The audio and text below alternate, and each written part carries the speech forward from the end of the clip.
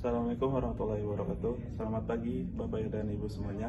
Kami mahasiswa Universitas Negeri Jakarta dengan anggota 4 kelompok. Yang pertama saya Muhammad Arfaz Zakwan. Saya Ahmad Mukhtar. Saya Reza Gustina Triandani. Saya Gabriel Karim.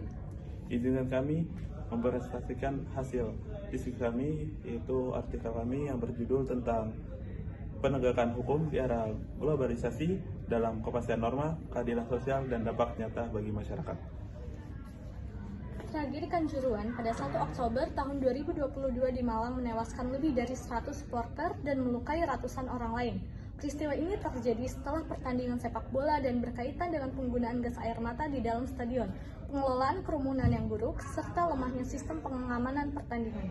Aturan PSSI sudah mengatur larangan penggunaan gas air mata dan kewajiban pengelolaan kerumunan secara aman.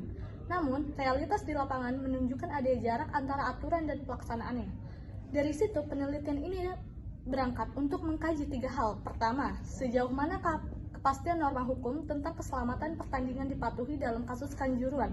Kedua, bagaimana akuntabilitas aktor kunci seperti penyelenggara pertandingan, aparat keamanan, dan federasi sepak bola. Ketiga, bagaimana pemenuhan hak korban, termasuk hak atas kebenaran, keadilan, dan pemulihan. Pendahuluan ini menegaskan bahwa tragedi Kanjuruhan bukan sekedar insiden olahraga, tetapi cermin kondisi penegakan hukum, tata kelola keamanan, dan perlindungan warga di Indonesia. Dalam penelitian ini, kami menggunakan pendekatan kualitatif dengan jenis penelitian hukum normatif sosiologis. Analisis dilakukan secara deskriptif. Pertama, kami memetakan kerangka norma yang berlaku terkait pengamanan pertandingan dan pelindungan supporter. Kedua, kami membandingkannya dengan fakta-fakta tragedi Kanjuruhan.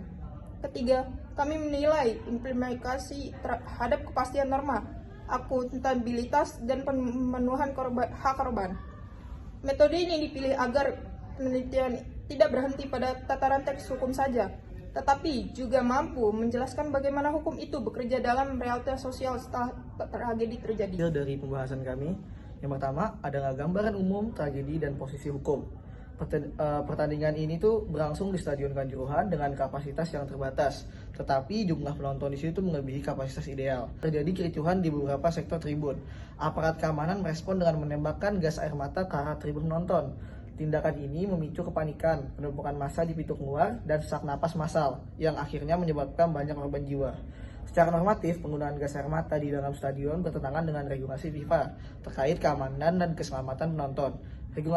Regulasi tersebut secara eksplisit melarang penggunaan senjata kimia pengendali massa di dalam area penonton, kondisi pintu keluar yang tidak seluruhnya terbuka, dan minimnya jalur evakuasi, serta kurangnya steward terlatih yang memperparah situasi ini.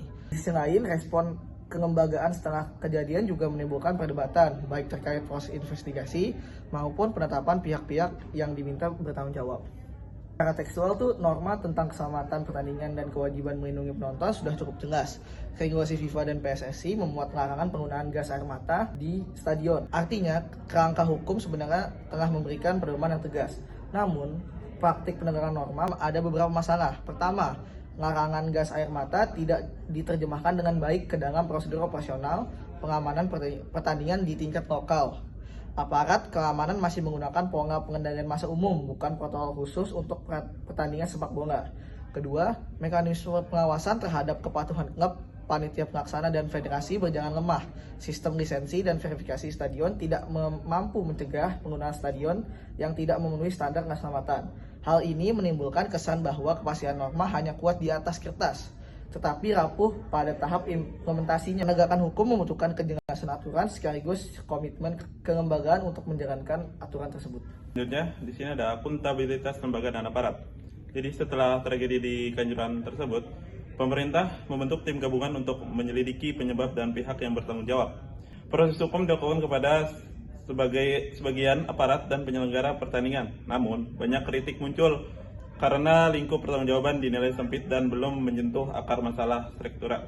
Beberapa aktor kunci yang memiliki kewenangan merancang sistem keamanan, mengeluarkan izin pertandingan, dan mengawasi standar stadion dinilai belum sepenuhnya diminta pertanggungjawaban. Transparansi proses pengusutan juga terbatas. Kondisi ini membuat banyak keluarga korban dan masyarakat sipil merasa bahwa akuntabilitas yang muncul masih bersifat parsial. Stabilitas yang kuat seharusnya mencakup dimensi pidana, administratif, dan etik. Dalam konteks Kanjuruhan, penelitian ini menunjukkan bahwa proses tersebut baru bergerak pada sebagian level, sementara pembenahan tata kelola jangka panjang masih berjalan lambat. Korban dan keluarga korban menerima berbagai bentuk bantuan. Sebagian korban mendapatkan layanan kesehatan dan pendampingan psikologis. Namun dari perspektif hak asasi manusia, kebutuhan korban bukan hanya soal kompensasi finansial, tetapi juga kebenaran, keadilan, dan jaminan agar peristiwa serupa tidak terulang lagi. Banyak pula keluarga korban menilai bahwa fakta kejadian belum diungkap secara menyeluruh. Putusan pengadilan dan sanksi disiplin dianggap belum sebanding dengan skala pelanggaran dan jumlah korban. Di sisi lain, mekanisme partisipasi korban dalam proses pengambilan keputusan, misalnya dalam perumusan kebijakan baru atau bentuk memorialisasi, masih sangat terbatas. Dan penelitian ini menunjukkan bahwa pemenuhan hak korban tragedi Kanjuruhan masih belum komprehensif. Pendekatan yang lebih berorientasi pada korban diperlukan. Saya akan menjelaskan terkait kesimpulan dari artikel ini. Kasus Kanjuruhan menunjukkan bahwa Indonesia memiliki kerangka norma yang relatif jelas di bidang keselamatan pertandingan dan perlindungan penonton, tetapi implementasinya lemah. Penggunaan gas air mata di dalam stadion, manajemen kerumunan yang buruk, dan kegagalan sistem evakuasi menunjukkan bahwa prinsip kepastian norma belum berjalan secara konsisten. Akuntabilitas lembaga dan aparat masih bersifat terbatas. Sebagian pihak memang sudah dikenai sanksi, tetapi struktur pengambilan keputusan yang lebih tinggi dan mekanisme pengawasan reguler belum tersentuh secara memadai. Sungguh memprioritaskan keselamatan supporter.